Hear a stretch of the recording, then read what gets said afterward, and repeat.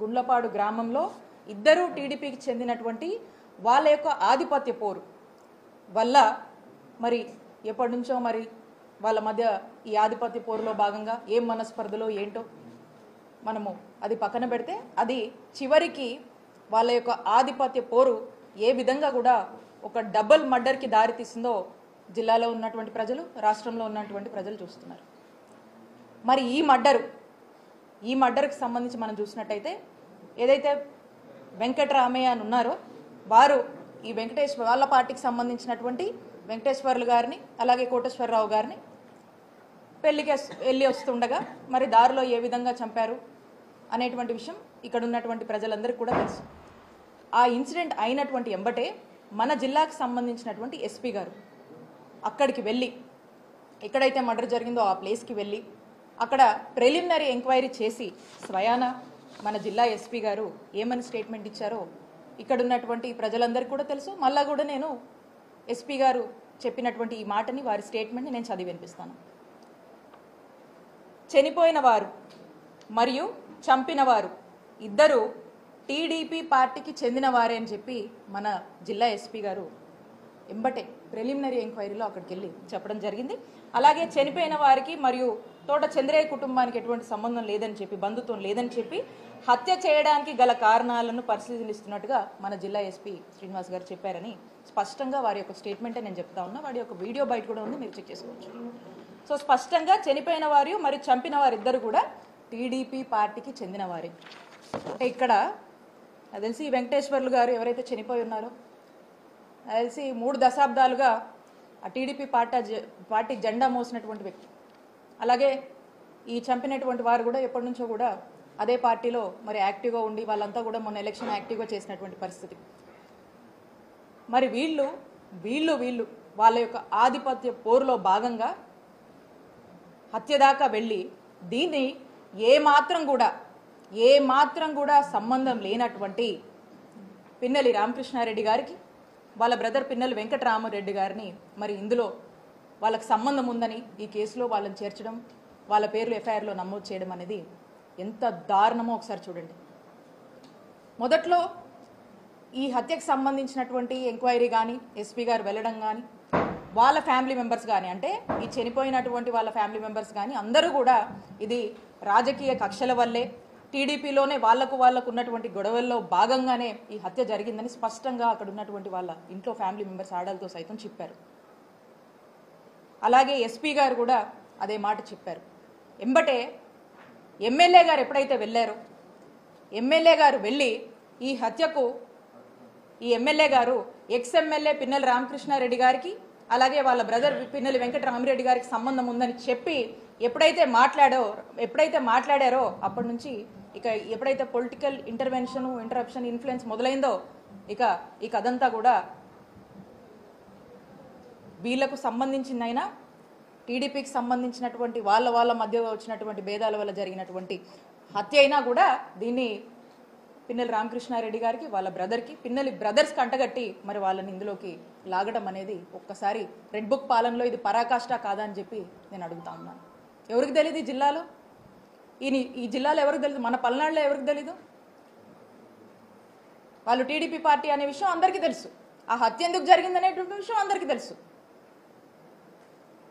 మరి ఏ ఒత్తిడిలో, రాజకీయ కారణాల వల్ల, పొలిటికల్ ఇంటర్వెన్షన్స్ వల్ల, పొలిటికల్ ప్రెజర్స్ వల్ల మరి ఈ రోజున చూస్తే ఈ విధంగా, అంటే సంబంధం లేకపోయినా అసందర్భంగా ఏ విధంగా కూడా ఎక్కడో ఒక హత్య జరిగితే దాన్ని వైఎస్ఆర్ కాంగ్రెస్ పార్టీ వాళ్ళ మీదకి, అది ఎక్స్ ఎమ్మెల్యేలైనా సరే ఎక్స్ మినిస్టర్లైనా సరే ఎవరినైనా కూడా చేర్చొచ్చని చెప్పి పరాకాష్ఠగా మరి ఈ యొక్క హత్యని ఏ విధంగా చిత్రీకరించి మరి వీళ్ళ పేర్లను చేర్చారనేది మనం చూస్తూ ఉన్నాం.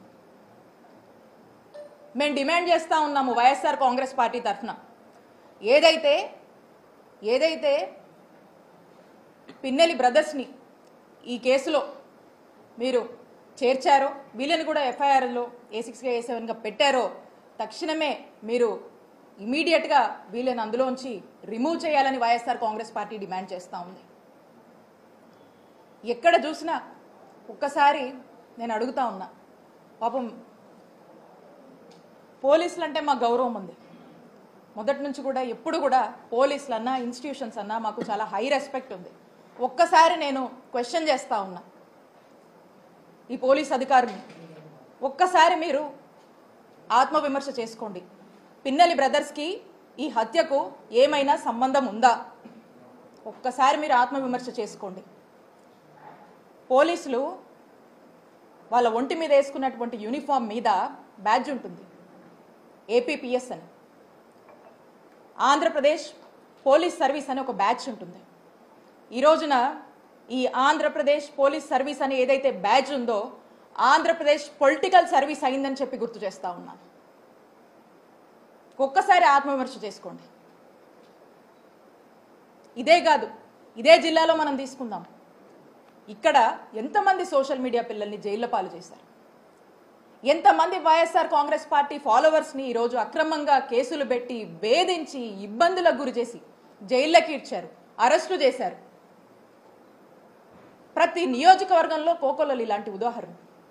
ఏమైతుంది పోలీస్ వ్యవస్థ? ఎటుపోతుంది? ఏం మెసేజ్ ఇస్తున్నాం మనం? దీనికా మనకు అధికారం ఉంది? ఈరోజు చూసుకుంటే మనం చూసాము రీసెంట్గా మొన్న గుర్జాల నియోజకవర్గంలో హరికృష్ణ అనేటువంటి ఆ బీసీ అబ్బాయి ఎంత ఘోరంగా హెరాస్మెంట్, 3rd డిగ్రీ ఏ విధంగా వాడి అతను కనీసం నడవలేనటువంటి పరిస్థితిలో చూస్తూ ఉన్నాం. ఏం పాపం చేశారు?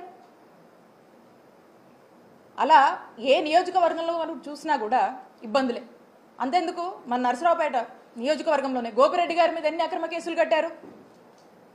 మా చిల్లూరుపేట నియోజకవర్గంలో నన్ను ఏ విధంగా వేధించారు రీసెంట్గా కూడా మీరు చూశారు.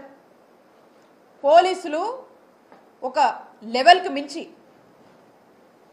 వాళ్ళ మరి ఎవరి మెప్పుల కోసమో ఏంటో కానీ ఒక స్థాయికి మించి వాళ్ళ ఉద్యోగంలో ఏదైతే వాళ్ళ ఒక డిసిప్లిన్స్తో ఒక రెస్పాన్సిబిలిటీస్తో ఏదైతే కొన్ని ఓట్స్ వస్తున్నాయో అన్నీ కూడా పక్కన పెట్టి ఈ పొలిటికల్ మెప్పుల కోసము ఏ విధంగా పనిచేస్తున్నారు అనేది మనం చూస్తూ ఉన్నాం. కాబట్టి నేను చెప్తా ఉన్నా,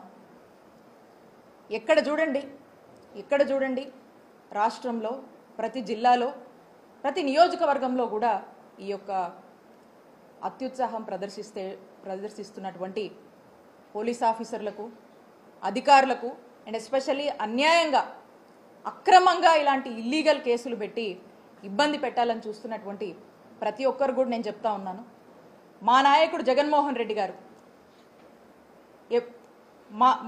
మా జగనన్న ప్రభుత్వంలో ఏదైతే అంబేద్కర్ గారు రాజ్యాంగం ఇచ్చినటువంటి స్ఫూర్తితో చక్కగా ఇలాంటి ఏ రాజకీయ కక్షలు లేకుండా ఇలాంటి ఒక కక్ష పాలన అనేది పక్కన పెట్టి పార్టీలు కూడా చూడకుండా చక్కటి ప్రజాసేవ, ప్రజలందరూ అన్ని వర్గాల వాళ్ళు మెచ్చేటువంటి ఒక ప్రజాపాలన, ప్రజాసేవని, ఒక గుడ్ గవర్నెన్స్ని ఇచ్చినటువంటి నాయకత్వం జగన్మోహన్ రెడ్డి గారు వహించారు ఈ రాష్ట్రంలో. అదే అంబేద్కర్ గారు ఇచ్చినటువంటి రాజ్యాంగ స్ఫూర్తితో ఈ అత్యుత్సాహం చూపిస్తున్నటువంటి పోలీస్ ఆఫీసర్లు, అధికారులు ప్రతి ఒక్కరు కూడా మీ ఇష్టానికి అత్యుత్సాహం చూపించి మా వైఎస్ఆర్ కాంగ్రెస్ పార్టీకి సంబంధించినటువంటి వాళ్ళ మీద ఇదే విధంగా మీరు దూకుడు ప్రదర్శిస్తే అదే అంబేద్కర్ గారి రాజ్యాంగ స్ఫూర్తితో మిమ్మల్ని ఖచ్చితంగా అకౌంటబుల్ చేస్తాము, ఖచ్చితంగా చట్టం ముందు మిమ్మల్ని దోషులుగా నిలబెడతామని తెలియజేసుకుంటున్నాను. ఎల్లకాలం ఇదే ప్రభుత్వం శాశ్వతం కాదు, ఎల్లకాలం ఇదే ప్రభుత్వం శాశ్వతం కాదు. ఇదే టీడీపీ పాలన ఉంటుందనేటువంటి మబ్బుల నుంచి బయటకు వచ్చి మానవత్వంతో మీ యొక్క ఉద్యోగం ఏంటి, మీ యొక్క బాధ్యత ఏంటి, మీ యొక్క ఉద్యోగ ధర్మం పాటించమని మీ అందరినీ కూడా ఒకసారి హెచ్చరిస్తూ ఉన్నాము. కాబట్టి స్పష్టంగా చెప్తా ఉన్నాము, ఏదైతే పిన్నెల్లి బ్రదర్స్ని వాంటెడ్గా ఫస్ట్లో ఉన్నటువంటి జెన్యూనిటీ, ఫస్ట్లో ఉన్నటువంటి ట్రాన్స్పరెన్సీ అనేది political intervention, political influences involve అయిన తర్వాత ఏదైతే ఒక ట్రాక్ తప్పించి మీరు వీళ్ళని కూడా ఇందులో ఇన్వాల్వ్ చేశారో దాన్ని ఇమీడియట్గా కూడా వాళ్ళని ఇందులో ఉంచి ఇమీడియట్గా కూడా వీళ్ళని రిమూవ్ చేయాలని వైఎస్ఆర్ కాంగ్రెస్ పార్టీ బలంగా డిమాండ్ చేస్తుంది. దీనికోసం మేము ఎంత పెద్ద ఎత్తునైనా పోరాటం చేస్తాము, దీనికోసం ఎక్కడి వరకైనా కూడా వెళ్ళి మేము లీగల్గా పోరాటం చేస్తామని స్పష్టం చేస్తా ఉన్నాను.